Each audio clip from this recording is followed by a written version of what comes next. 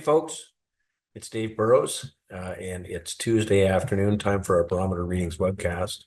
I want to thank everybody for joining in today. It's been an interesting couple of weeks as we've moved away from the election and all of the action that's come along with it. What I want to do today is, as usual, kind of take a top-down view of the world and examine kind of where we're positioned, what, if anything's changing, and what the outlook is kind of going forward. This is a way of trying to be transparent and make sure that we give people a very clear idea as to not only what we own, but why we own it, and make sure that we're recognizing change as we move along. So without any further ado, I'll just start just from the sort of top down. See, here we go. So we continue to be in a structural bull market that started in 2013. We've had lots of setbacks along the way, but the market's been working its way higher. On the month, S&P is up about 3.3%. We've had a great start to the year. Last time we had a year that was like this one was in 1995, coming out of correction. And then, frankly, the market rallied to 1998 without any kind of significant correction along the way. So a lot of people are thinking, boy, the market's been good. Maybe it's time for a good-sized correction. We don't believe that to be the case. We think that the market's on a good footing. And the truth is, a good year like this one often is followed by another, especially when you're just 2 years off a bear market bottom like we are from October of 2022. So market had a big lift coming through the election. We pulled back a little bit over a few days. Equal weight S&P pulled back about 3% off the highs. Market cap weighted about the same. And historically, when you come into an election strong, it tends to be the market continues strong. And that was certainly the case in 2020, 2016, 2004, and 1996. Those were the years where the market was positive coming in. And if you went 10 days out, you in general were higher, and we're higher by about 3%. And so certainly this is sort of following the playbook. Mid-cap index up 3.5% after the election. Pulled back a little bit. There's some gaps that maybe need to fill on these charts. However, again, things are pretty constructive. Now we're done the earnings reporting period, or more or less done. Nvidia comes tomorrow, and that'll be an important one. But I thought it was interesting, the percent of S&P 500 companies that have been beating earnings estimates by quarter. Long run average is about 67%. We're well above that. 76% of companies this quarter have beaten the estimate. So in general, analysts probably being a little more cautious than they need to be. And as revisions for next year, are staying pretty resilient. Outside of North America, the Nikkei has been consolidating here over the last 6 months after its first sort of 2 steps up. I think that's quite constructive. Nice tight consolidation. When we look at some of the Latin American countries, Argentina. This is interesting. Argentina is having a huge run. And as you may know, their new president there has been slashing government employment, cutting out a lot of fat, a lot like what the Republican Party want to do in the U.S., and certainly the market appears to like it. So something just to watch. Argentina's obviously had lots of difficulty over time. If we look around the world, Asia Pacific in general, breadth continues to be sound there. Japan sound, Canada sound, US sound. We've seen some weakness in Europe, and that would make some sense given the expectation that we are likely to see some tariffs as we move forward. And the TSX, Canadian stock market, it's outperforming the U.S. stock market so far year to date, largely, I think, because we have a more cyclical nature to the Canadian market. But this is, very, very positive after going through a bear market 2022 and 23.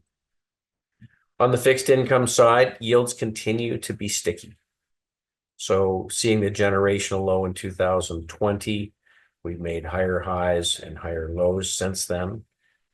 Yields continue to hang on. I mentioned the fact that when the Fed cut in September, rates on the long end of the US Treasury market started going up. Now, part of that, I think, has to do with the fact that it's likely that we have stronger growth than people expected coming into the rate cutting cycle. So this is the TLT from 2020 to the lows was down 54%. Really, it's not much off that low today, still below all of the moving averages. This is a good representation for the long end of the US bond market. It's in a terrible bear market. And this has not been the place to be, despite the fact that there have been quite massive flows into US bonds, people concerned about what's going on in the world. Our view is the risk isn't falling prices, risk is growth and inflation. And if that's the case, bonds are probably not a very good hedge for portfolios. This is the Citi Economic Surprise Index. Last week, it was sitting at 35. It's now at 42. What this represents is a composite of whether economic data is coming in ahead of expectation or weaker than expectation. And you can see through, since the early part of spring, economic data has been coming in better than expected, which is unusual heading into a cutting cycle. The other thing that I think the bond market may be looking at is very often after a first wave of inflation and inflation backing off, you get a second wave. And so this would be about the time we have to start watching to see if we get another pickup in inflation. Either way, not a good reason to own fixed income, right? If you've got a higher cost of living over time, we need a higher, bigger stream of income, which is why we've preferred dividend growth stocks versus bonds. You can see the relationship, dividend growth continuing to outperform again over the last few weeks. So over the course of the year, equal weight S&P is up 16.5%. It was up about 18.5 as of last week, so off a couple. A TSX up 22, aggregate bond index is up 1%. And our tactical income portfolio, pleased to say, it's up 21.47%. Really pacing and ahead of US stock market and way ahead of the bond market. Dividend growth is the theme here, and that's where we expect to be staying over the near term. You know, when we're dealing with inflation, maybe the hedge is inflation-oriented assets. And so we've said from some time, we think commodities entered a new structural bull market. Certainly they rallied sharply until 21 when we broke that long downtrend and rallied right up into the beginning of the tightening cycle. And over the last several months have looked beyond tightening, and we look and believe we're into another leg higher. So certainly gold has been a great place to be. These are monthly bars. We did pull back over the last month, but you can see very quickly are recovering off that pullback. And we think, as we said earlier, there's a long way that this can go. Taking a closer look, this is the last 2 weeks. And then over the last 3 days, gold bouncing from above rising moving averages. Things don't go straight up. They do have little corrections along the way. And my guess is we've probably seen that in the gold market. Similar in silver. Silver has had a nice move higher. We pulled back above the moving averages and then reversed higher. So look, the issue here is there is inflation. The issue here is there is a tremendous amount of government debt. And so while government debt and deficits are growing, it's a concern to bond investors. Now, it was in July of this year that we highlighted the US national debt had hit $35 trillion. They added 11.8 trillion since 2020. And it was growing at $1 trillion about every 100 days. Well, yesterday, less than 100 days out, it crossed 36 trillion. So this is a major issue, and that is caused for real concern by bond investors around the world. China's holdings of US treasuries have been falling. We highlighted this a few weeks ago.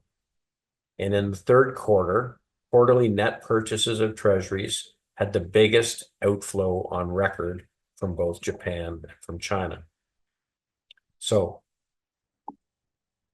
where is it going? Well, this is the performance of gold relative to the aggregate bond index. That's a pretty clear upward and to the right trend. So central banks are hedging with gold, not bonds. Now, this is still a very early stage bull market, and we think that there's a long way that it can go. If you look at the most recent bull markets, one that started in 1978, one started in 1972, one started in 2007, these went on for a long time. On the same topic, investors are buying Bitcoin for the same purpose, a scarce resource that can't be printed. And we can see it looks as though we've started another leg higher in these several bull markets that have come after each of these long consolidations.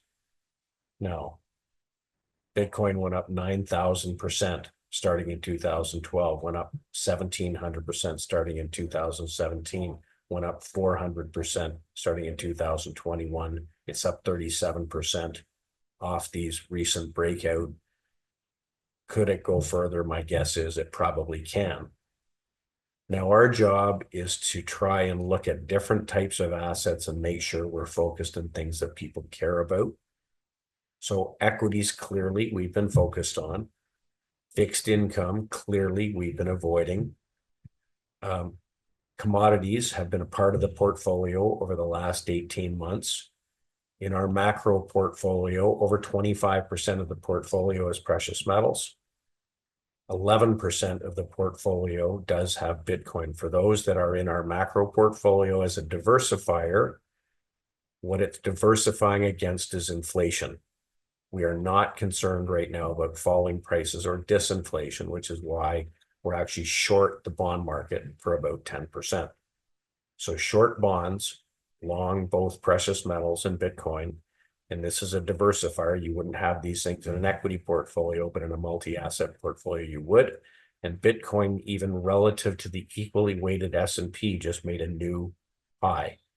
And again, each time that happened over the last number of years, it had a long way that it could go. So everybody's learning about this asset. It's something that a lot of folks aren't comfortable with. I understand. We're making it a part of our multi-asset portfolio in global macro. So look, we don't have to be everywhere. Our job is to be tactical. Our job is to pick our spots. Our job as a manager is to have the tools to identify the things that are relevant in the current environment. It appears as it is right now, reflationary assets or assets that protect our purchasing power are the most important assets to own. That's where the money's getting put to work. We're always watching for change to see if new assets are joining the rally or not. And in the absence of leadership, we're very happy to have money on the sidelines and play defense. That isn't the case currently.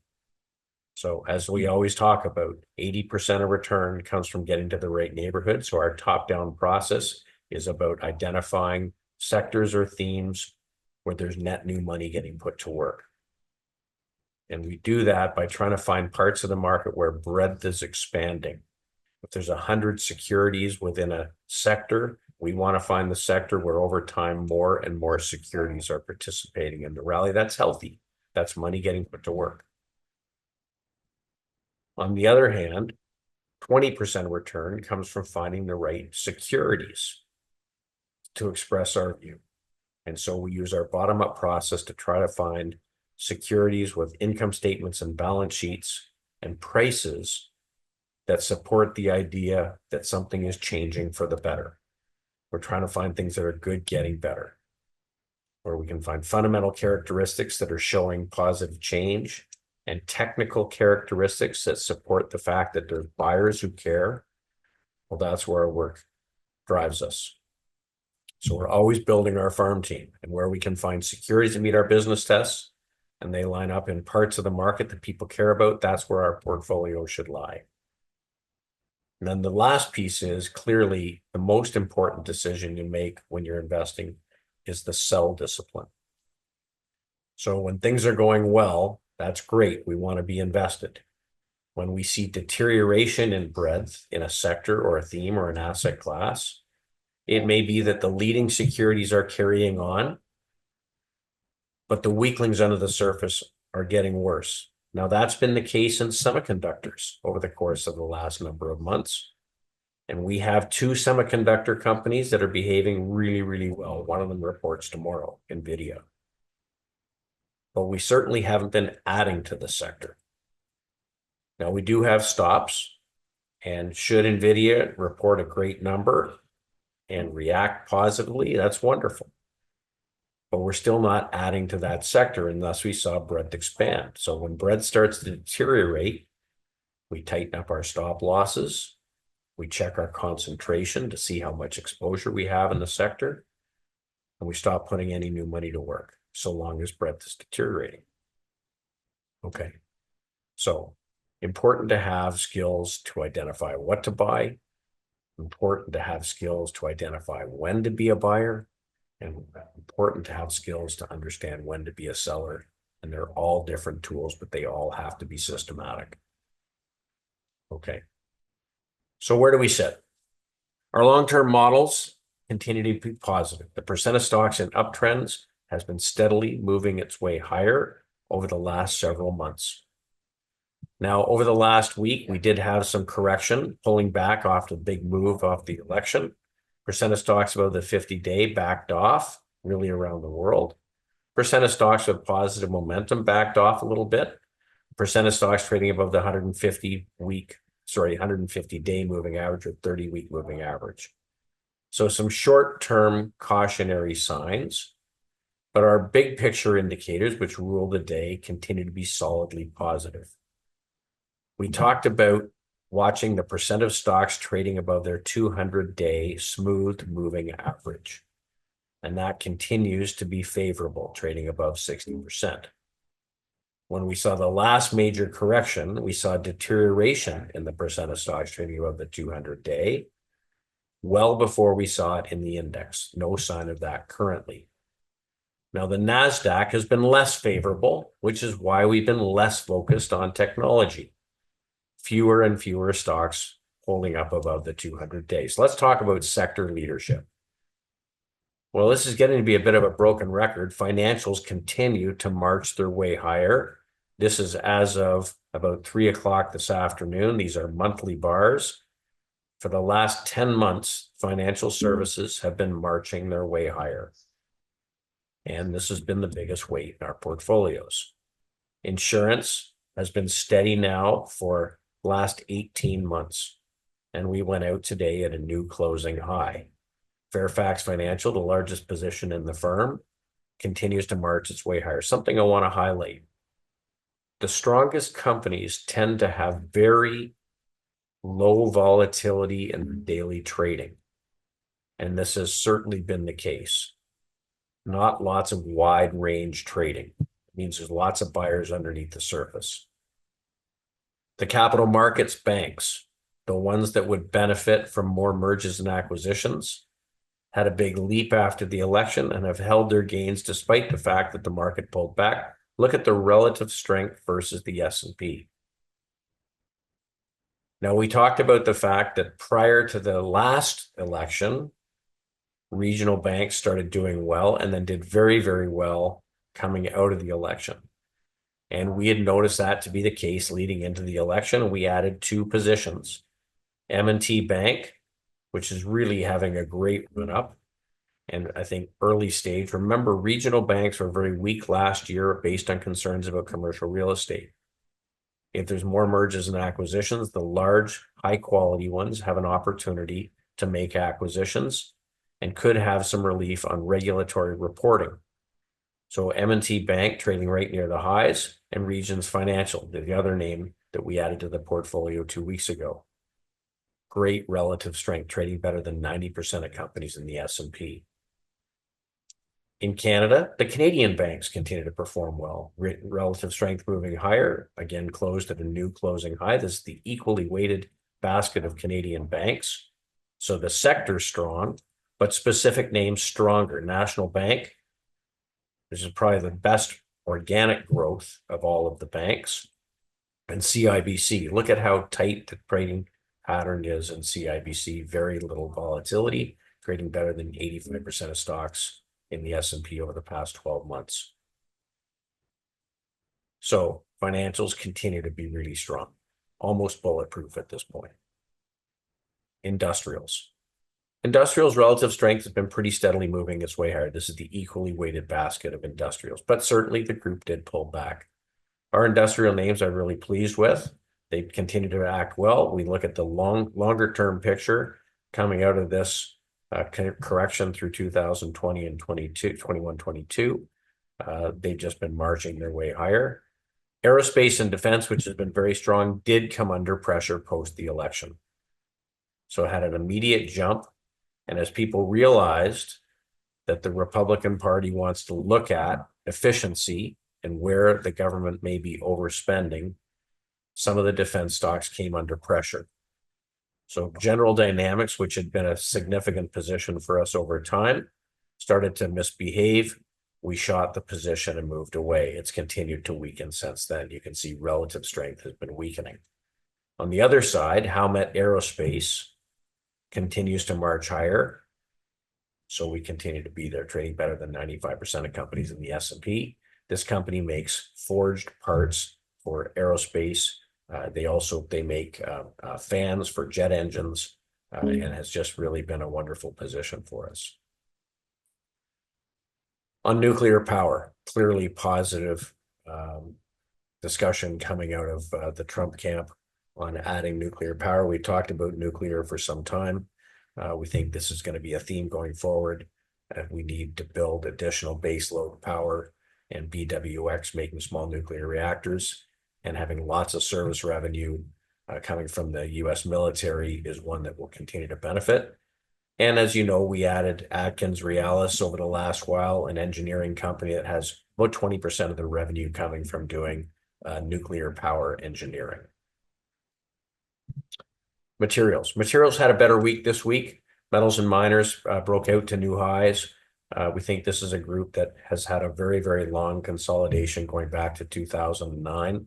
And this is a group that can generate some pretty strong returns, partly because of what we're seeing going on in the infrastructure build. This is the infrastructure ETF PAVE, partly because of reshoring of manufacturing and what's going on in the industrial economy, and partly because of what we're going to need to build out power facilities to fuel data centers. Communications continues to behave quite well. It's been a very nice, tight, steady move higher. Our biggest position here is Netflix. And on one hand, my guess is if you tried to watch the Mike Tyson fight on the weekend, you probably were frustrated. They had 60 million households try to log on at the same time. Frankly, the fact that they could manage 60 million connections is quite extraordinary to me. Market didn't seem to worry about the fact that it didn't go perfectly, because probably we're not going to see another event in the near term that garners 60 million viewers at the same time, but Netflix moving smartly higher.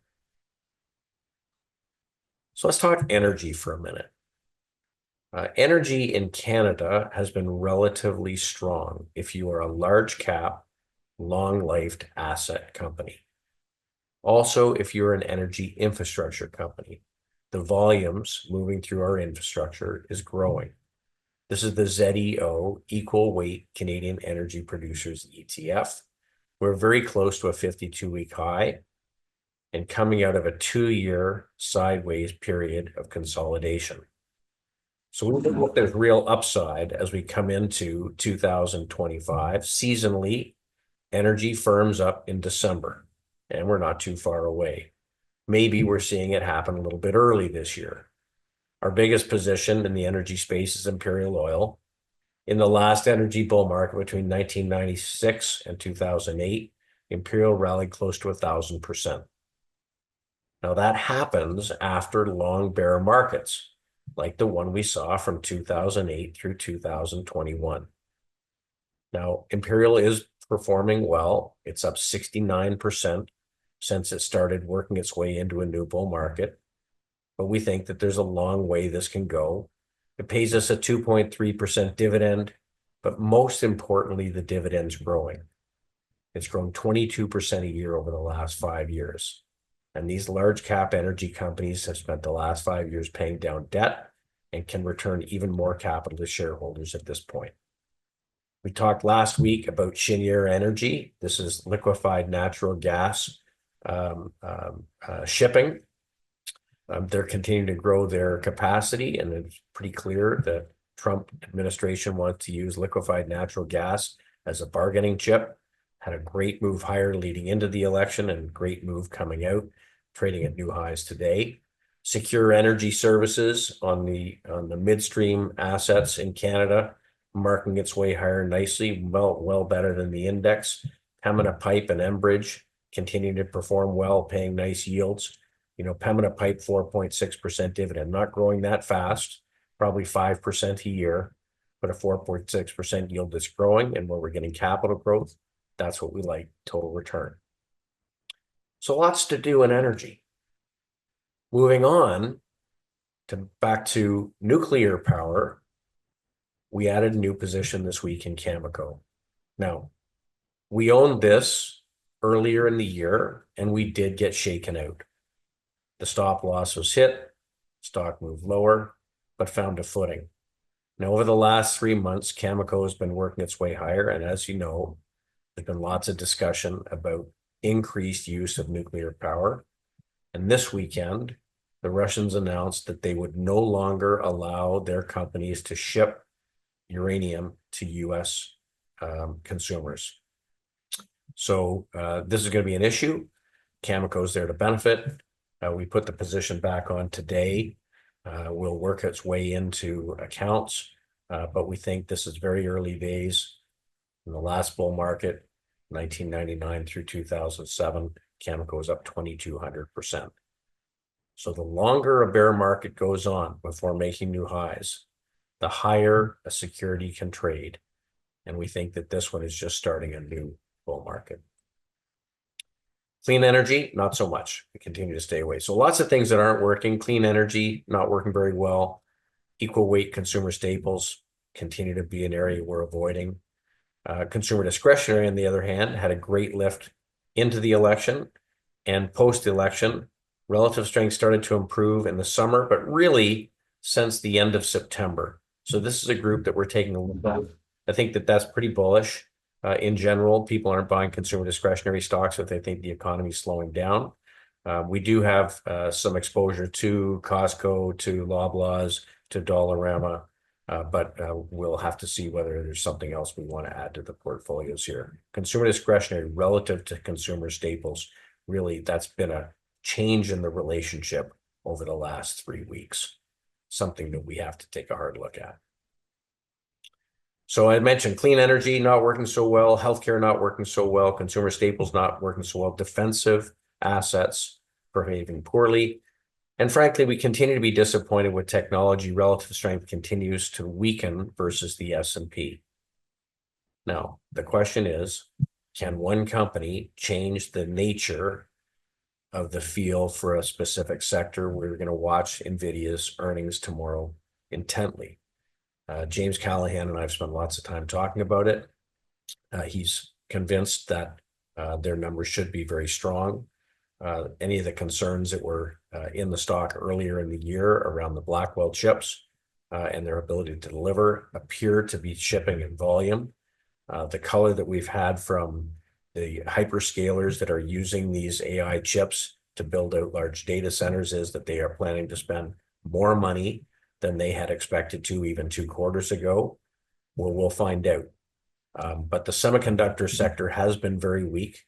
It started weakening in July, and it's been very weak even over the last 2 weeks. Relative strength has been very, very weak. The 2 companies we own, Broadcom and Nvidia, are obvious outliers. Nvidia, I think, was up 4% today. So certainly, you know, we're watching it. There's been lots of money that's come out of tech. And as you know, we've had a low weight in tech now going back about 8 months. There's Nvidia's share price trading basically at highs, trading better than 96% of companies in the S&P over the course of the last 52 weeks. So not that much changing. When we look at the sector distribution of all of the major sectors and plot them based on the percent of stocks in uptrends in each of these sectors, the ones on the right side have a very high percentage stocks in uptrends. So you can see banks, regional banks, savings and loans, insurance company, Wall Street, financials. By far the best sectors over the course of this year for breadth, which would make sense as to why we have such a big weight as a firm. On the other hand, sectors at the left-hand side here have very few stocks performing well, and the ones that are in small letters are seeing continued deterioration. Biotech, healthcare, drugs. Well, that's basically all of healthcare, and we have almost no exposure. And because it's getting worse, we're not really looking. We certainly have companies we'd like to own if the sector started to improve, but at this point, no new positions. You can see semiconductors look the same. So we're constantly watching the movement of sectors up and down this spectrum from a breadth perspective. Over the course of the last week, the average sector had about 3% of stocks break down in price. So not all stocks, all sectors are the same. These are really the weak ones, and at the front right, the strong ones. Since the middle of March 2023, 18 months, the equal weight S&P is up 34.8%. The aggregate bond index is up 4%. The income portfolio is up 35.9%. Very happy about that for the income portfolio. Equity portfolio up 43.4%. Our global equity portfolio, that's stocks outside of North America, up 37.7%. And our macro portfolio is up 23.8%. So things generally going in the right direction from a sector perspective. We continue to be here in financials. It's growing in size both because it's outperforming and because we're adding new positions. The regional banks took us up to just over 28% of firm assets.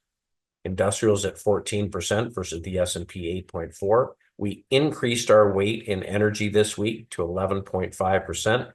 And by adding Cameco, my guess is that has us closer to 13% versus 3% in the S&P. Our technology weight is down to about 11% versus 32% in the S&P. Materials is stuck around 8%, about 4 times the S&P sector weight. And then if we work our way through the defensive sectors, healthcare, almost non-existent in portfolios, real estate doesn't do well with higher rates, a small position, consumer discretionary is a group that we're probably going to have to take a look at, and utilities at 2%. Again, very, very cautious here. Staples only 5%. So it really is a bifurcated market. Last week, we talked about the fact that cyclicals are clearly outperforming. And so this is an area that we're focusing. Liquidity is a great thing for economically sensitive stocks. If we are truly looking at the next economic cycle, there's a long way for this to go. Now, things that would cause us concern. If company high yield bond spreads were widening, that would mean that bond investors were concerned about the risk of non-payment.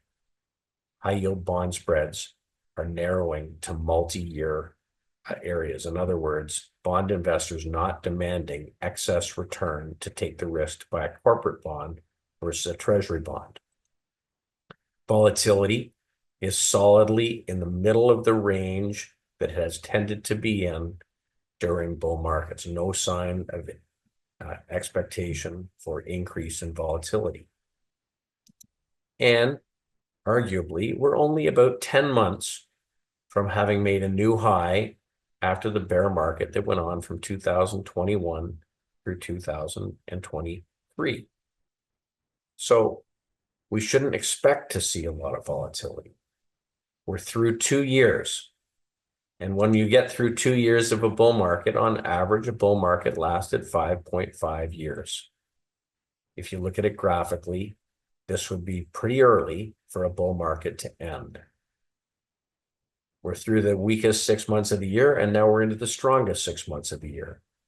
And when the weak 6 months of the year are strong, it tends to be the next 6 months are strong. And if things start to weaken or our indicators get sloppy, we will get defensive. We aren't paid to be invested, we're paid to generate a return. And if there's no returns to be had, we're very happy to put money on the sidelines. But my guess is right now, the biggest risk is having our purchasing power taken away by inflation. And so we are focusing our attention in things that can protect us from that. So I recognize not tons is changing, but we can't expect change every week. If there's questions, maybe we can take a crack at them. Let me just see if I can pull them up on my screen.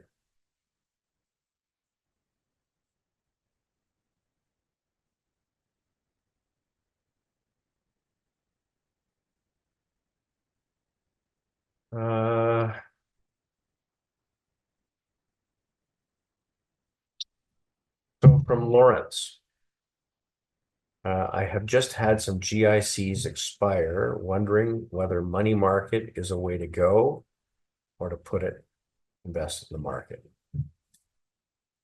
Look, the truth is there are times when it does make sense to hold cash. And I understand that it's difficult to commit new money to the market when the market's had a very good year. But I have to say, I had this conversation with a client recently. Let's say you get 3.7% in a money market fund.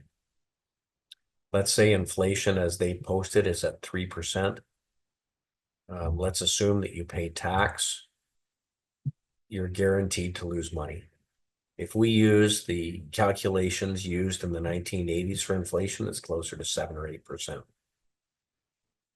The truth is, you know, that central banks continue to print money, and we are going to continue to deal with inflation. So I think that is the biggest risk. My suggestion is that, you know, we can build portfolios that are lower risk than the index, but generate right now index-like returns, because I think we're in the early stages of a dividend growth bull market, and dividend growth stocks tend to have about half the volatility of the market with close to all of the returns. So I would look for some dividend payers, and I would look for some dividend growth stocks, and you know, if you can't find them, we can certainly help find them for you. But it's a good question. I just think we're headed into the strongest 6 months of the year. I think that we have a pretty market-friendly political situation. And realistically, I think that there's a lot of money that is stranded on the sidelines that's going to come in on any pullback. Canadian rails have been weak. Do you think that there will be a turnaround coming into the end of the year? That's a great question, Bill. We owned some CP. We get stopped out. U.S. rails aren't acting a ton better. We're going to need to see the situation improve before we put new money to work. And then Gerald is asking a question: how do you participate in Bitcoin? And for us, we just participated through the IBIT ETF, which appears to have the lowest cost of entry. And again, we're just participating in our multi-asset macro portfolio. We've had a few clients ask to participate in their portfolio just straight through the ETF. I do think it's a good idea, and the truth is, you know, I think that this is an under-owned asset that is becoming better understood, and it does look to me like it is headed higher.